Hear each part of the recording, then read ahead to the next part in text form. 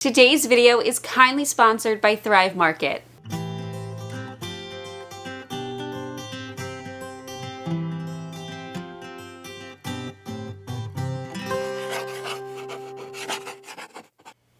Hey guys, it's Maggie and I am back today, and in today's video I'm going to be talking all about breastfeeding, specifically living with an ostomy, because my ostomy has certainly impacted this more than I actually realized. So I'm going to explore some different things that I have come to learn over the last few weeks of breastfeeding.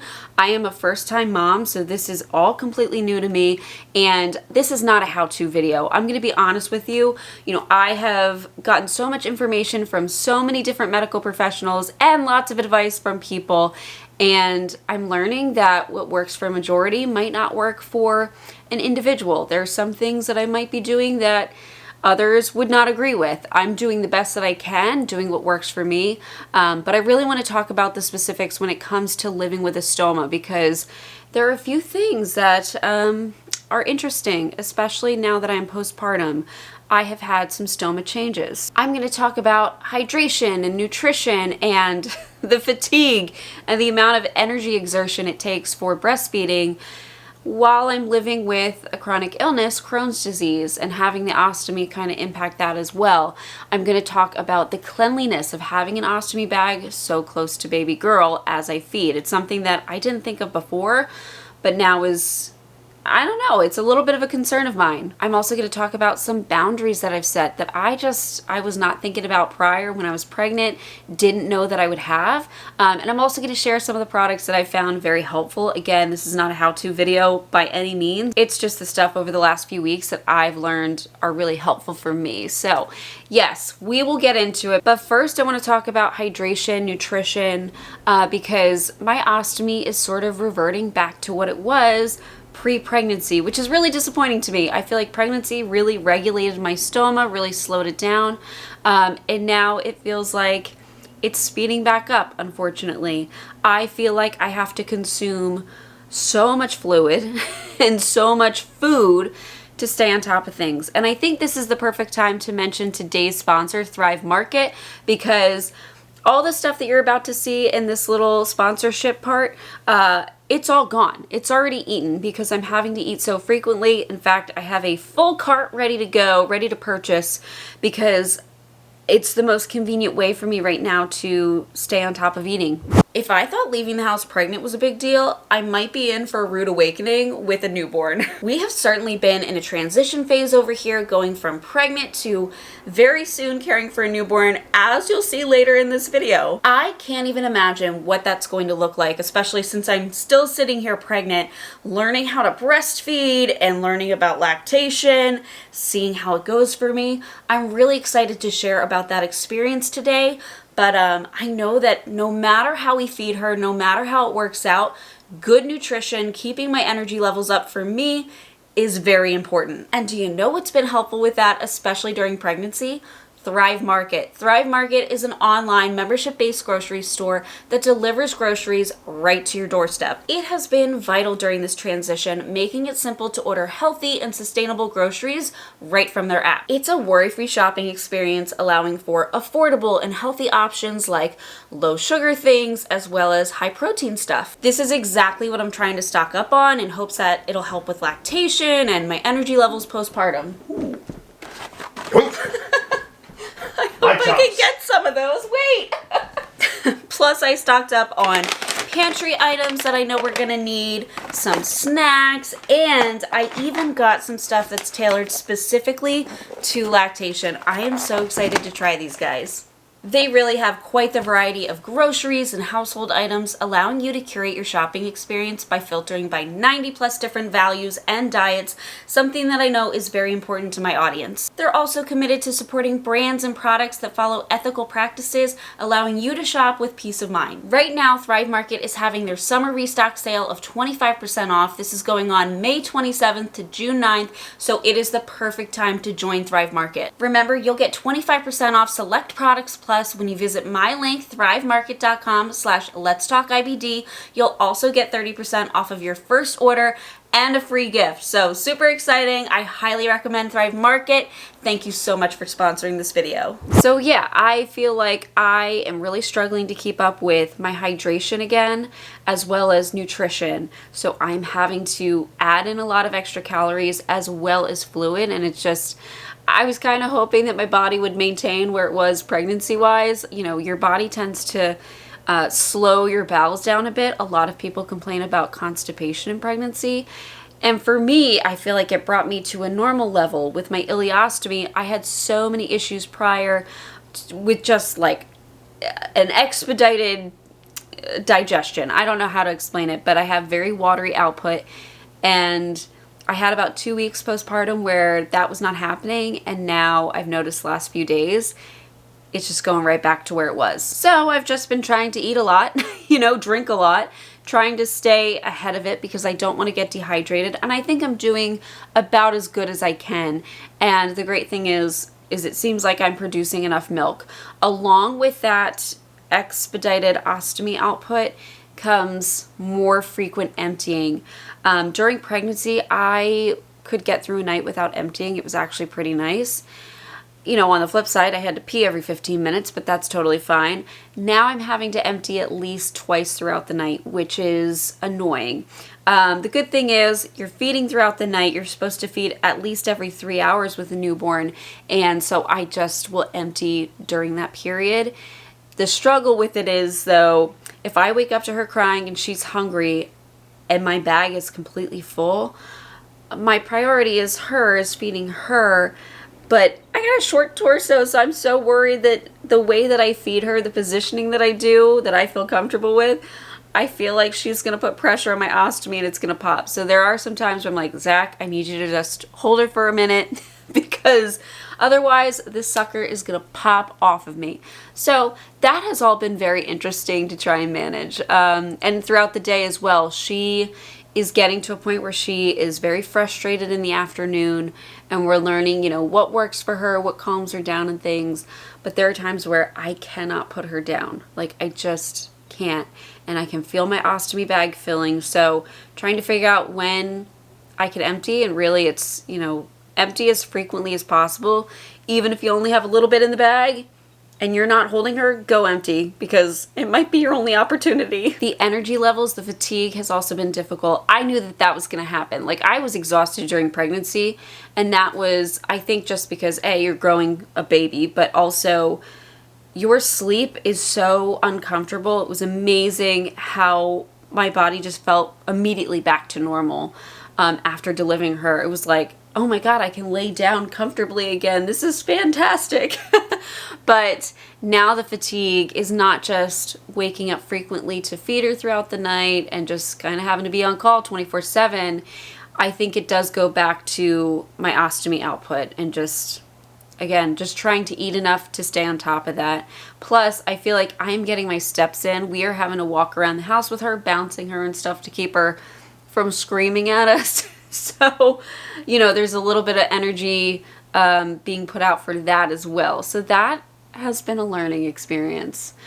Whew. She's also been on and off cluster feeding, which is really interesting. That's when they feed super often, and it helps increase your supply, which I have absolutely noticed. It's kind of wild to see how fast that works. Like, within 24 hours of her starting her cluster feeding session, I get fuller and I produce more. So yeah, very interesting. Now, this is where I start to veer off of the recommendations. I learned so much from the lactation consultants, the nurses, all of the medical professionals in the hospital and outside too, and pediatrician as well. But there was so much conflicting information, even with medical professionals, that I started to realize pretty early on, okay, I'm going to take as much of the education that they're giving me and try to utilize it, try to go with what they're saying. But if I do have to veer off of what they're saying a little bit, I'm going to be okay with that. Like, I need to be okay with that. I think we see that across the board when it comes to medical stuff. You know, I like to educate about ostomies. I don't necessarily do everything recommended for my ostomy. There are certain things that I do a little bit differently than what maybe an ostomy nurse would tell me to do. there is a little bit of that individualization that I'm realizing also applies to breastfeeding. So I kind of have to do what works for us. Early on, we asked our pediatrician, is it okay to syringe feed her? Like, you know, I mentioned I collected colostrum beforehand. They were in these 1 milliliter syringes. We asked the pediatrician to give Maggie a little bit of time in the afternoon to just catch up on her sleep. Is it okay to feed her from a syringe, some of that colostrum? And the pediatrician said, yes, that's fine. And we said, is it okay to do a little bit of milk as I transition? Again, totally fine, because my milk came in pretty dang quick. I would say like less than 2 days after delivery. And she said that was fine. So we did that, and that worked out really well. So I could take an afternoon nap. Zach could feed her down here with a syringe. The thing is, her stomach size grew. She wanted more and more, and 1 millimeter syringes were not... They were not cutting it. He couldn't fill it fast enough with milk. So then I got 3 milliliter syringes, and that helped for a few days. And again, she needed more, and Zach couldn't fill the syringe fast enough. So we had asked lactation consultants, our nurses, our pediatrician, all of them about bottle feeding. I wanted to primarily breastfeed, but I also recognize I do have fatigue, you know, I do get tired, and having Zach be able to help with that and give a feeding as well, gonna be super helpful. So we asked about bottles, and they all said 3 weeks. We have been struggling this week. Again, in the afternoons and evenings, she is really getting mad, like mad. So to help with this, we started bottle feeding, just 1 feed a day, a couple days early, like 3 days early, not a couple, 3 days early. And I'm gonna be honest with you, yesterday was the first day I did it, and I was near tears. She was screaming at me, and I felt really guilty about giving her a bottle 3 days earlier than what was recommended, which is funny. You know, I have to do what's best for all of us, because obviously I want to do what's best by her, but I also need to consider my own mental and physical health in this, because I need to be healthy in order to take care of her. So it is what it is. So far so good, but who knows what's going to happen with that. We just started, but she was able to take the bottle fine and then go back to breastfeeding fine. I'm keeping my fingers crossed that that works. The other thing that they had me using in the hospital was a Nipple Shield. The lactation consultant said, hey, you might want to try to wean off of that a bit. And really the only time that I'm using it is when she is hardcore cluster feeding, like every half an hour, because the ladies get sore. They do get a little tender, so that helps. And again, she does seem to go back to just breastfeeding without it, totally fine. Keeping my fingers crossed that we continue to do well with that. Yeah. So the other thing that I didn't really think I would be concerned about is the exposure to my ostomy bag. I do keep my ostomy very clean. I'm very meticulous about it because I don't want the germs, you know. I know what goes into an ostomy bag. I don't want the germs being out there and exposed. But even so, I know sometimes there is faultiness with it. Sometimes you can get little pinhole holes in your ostomy bag. There could be leaks or whatever. And so I have a short torso. I feel like she's very near the ostomy bag when I feed her. And so either I'm wearing high-waisted pants or shorts or something to cover it, because I'm pretty much topless. I wouldn't say 24/7, but quite often throughout the day. I'll wear the high-waisted stuff, or I will use an ostomy cover like the stoma cloak I put on it. It just makes me feel a little bit better. You know, her hands sometimes are wiggling and she's grabbing at things too.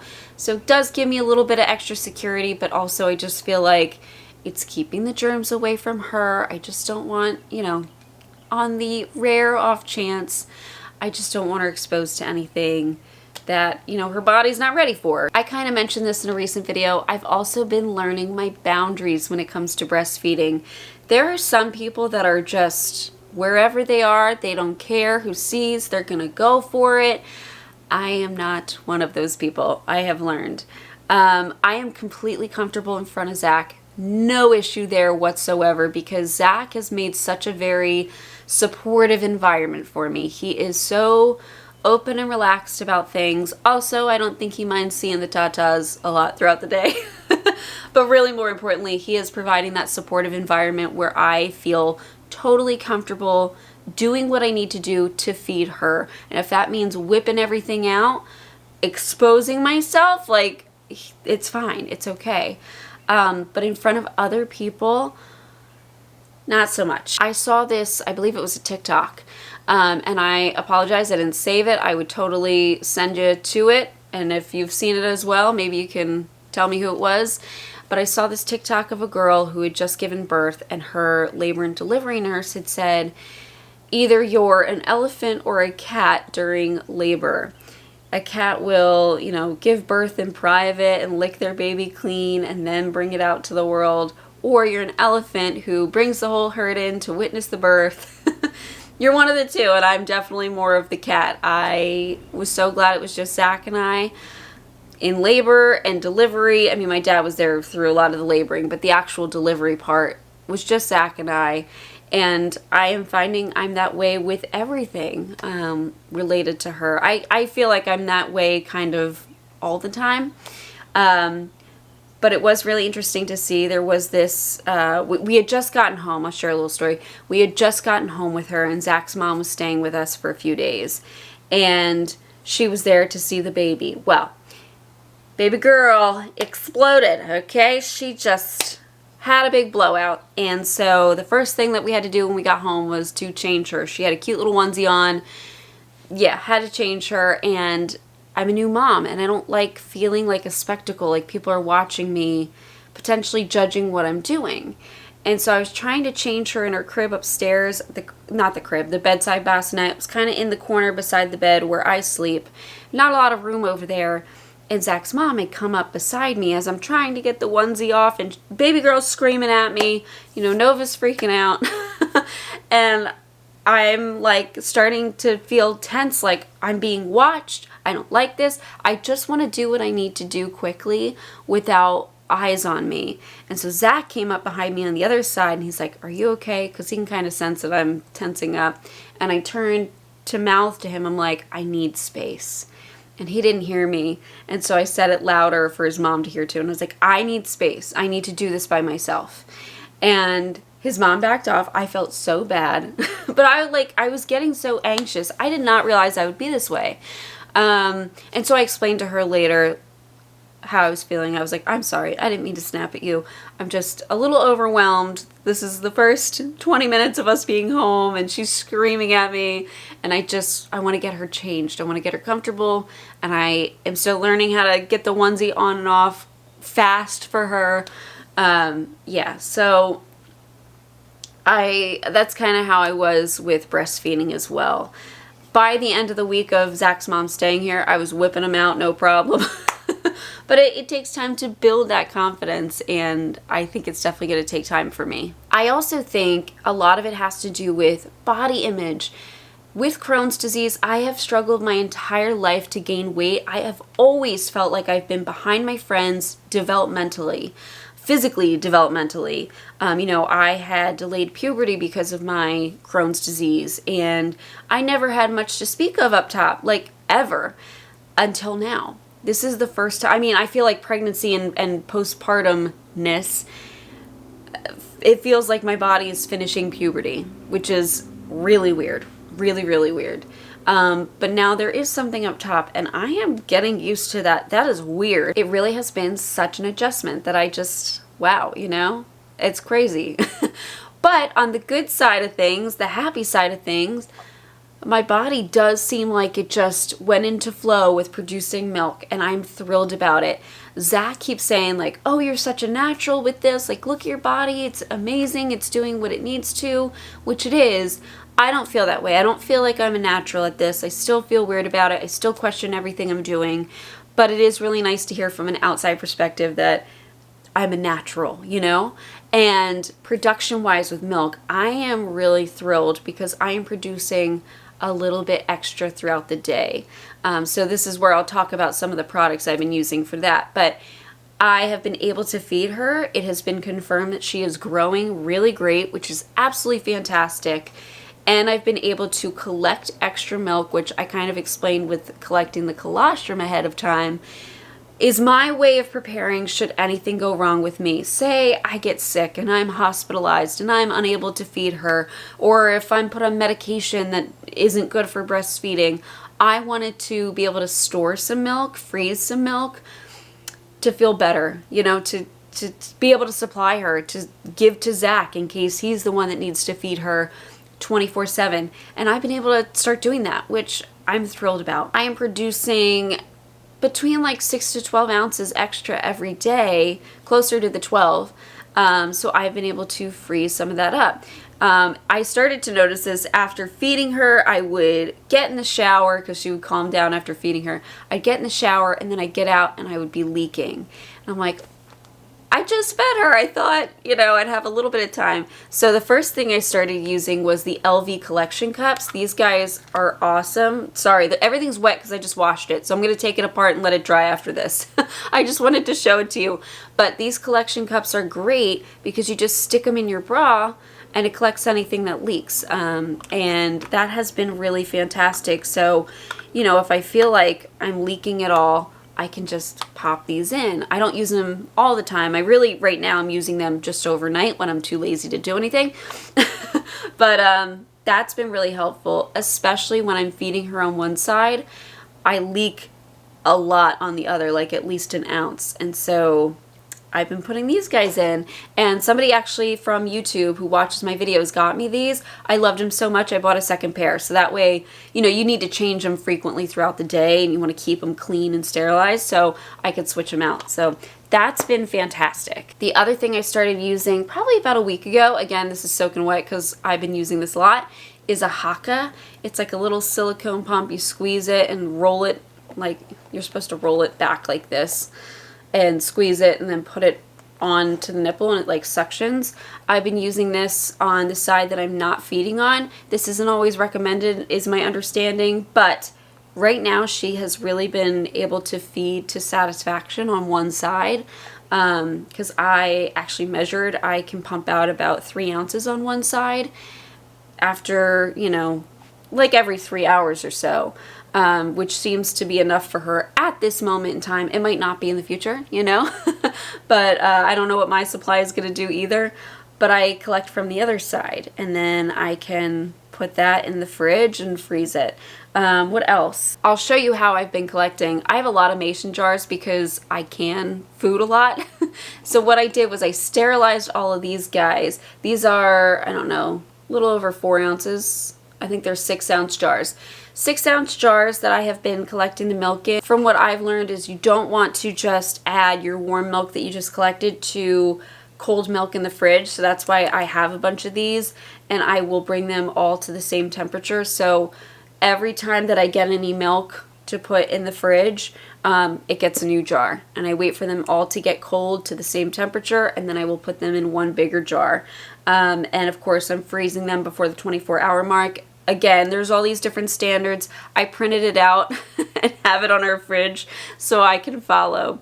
And then the last thing that I've been using a ton is the Medela hand pump. This is also something that somebody got me on YouTube. This thing, I love it. I have not touched the electronic pump yet, the Spectra S1. I think I probably will soon just to try it out.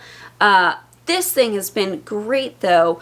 I only use it once a day in the morning after she's fully fed, just to get the rest off, because I do feel it when she needs to feed. It's kind of crazy.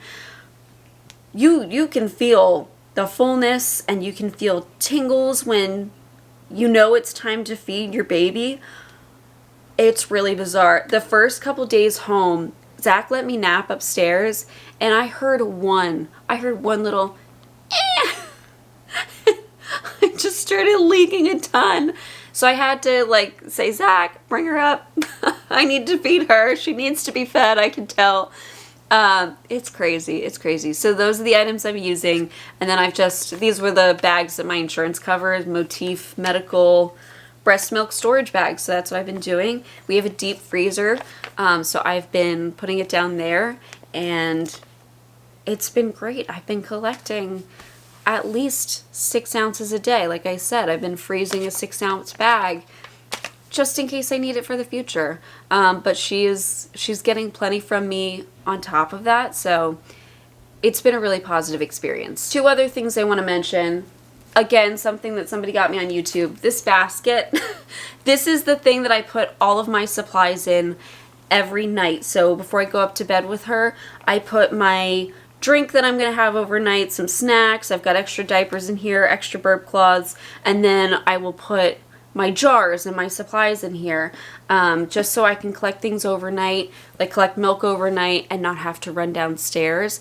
And the thing that Zach did for me, which was super helpful, we had a mini fridge in our barn and it's not being used. So he brought it over to the house. We actually put it in our bedroom so I could collect milk and put it right in that fridge. And it's a, you know, it's a full functioning fridge. The temperature goes low enough for it. So that was super helpful too. At first I was like, that just feels so extra. Like it feels like it's too much. It's really great when you're feeding in the middle of the night. You're trying to stay sort of tired, so when you put the baby down, you can go right back to sleep. It really helps to just be able to go right over to it rather than come down the stairs, turn on the big kitchen lights, open the big fridge with the lights. You know, it saves me a little bit of sleep, I think. And it's nice having the mini fridge there too. You know, you can put some water, some drinks or something in there. But yeah, that is how breastfeeding is going so far. I am definitely going to update you guys, and I thought I could do eventually a milk collection day vlog, because it is really interesting to see how much you produce and how much you feed, and I'm like, oh, it's really fascinating. I think the human body is amazing. But that has been my experience so far, and I'm really proud of my body, even if it feels like I'm not doing things perfectly. I'm not doing them as recommended perfectly. There's a bit of guilt there. There's a bit of like, oh God, am I doing things right? I know that I'm just trying to do the absolute best that I can, so what else can you do, right? That's what I always say. What else can you do? Just try your best. So anyways, guys, thank you so much for tuning into this video. Also, if you're interested in Thrive Market, they are having their summer restock sale until June 9th. So you know I'll be checking out with my cart before that point because I want to get the sale. So to get 25% off products plus, make sure you go to my link, thrivemarket.com/LetsTalkIBD. You can also get 30% off of your first order plus a free gift. So I highly recommend that you check them out. I have been absolutely loving them. Through pregnancy, I was like, oh, these are great. Like, I'm getting so big and round and I can't leave the house. And now I really can't leave the house. And I'm starving all the time, and I really need to have a lot of snacks and eat a ton. So, oh my gosh, they're coming in just so handy at the moment. And like I said, big purchase about to be made, and I'm looking forward to all of the snacks. All right, guys, thanks so much for watching. I will see you very soon. Bye, guys. Thank you so much for watching today's video. If you are looking for a way to help support my channel, consider liking this video or even subscribing. You can also check out my store at LetsTalkIBD.shop. I have stickers and hoodies like these guys over here, just related to chronic illness and inflammatory bowel disease, something fun. And I also have a coupon code for my YouTube watchers. You could also become a member of my channel like the wonderful people scrolling on screen here. They've become a member and they have access to videos a little bit earlier. It's a great way to support my channel, and really just watching my videos means the world. Thank you so much, and I'll see you in the next.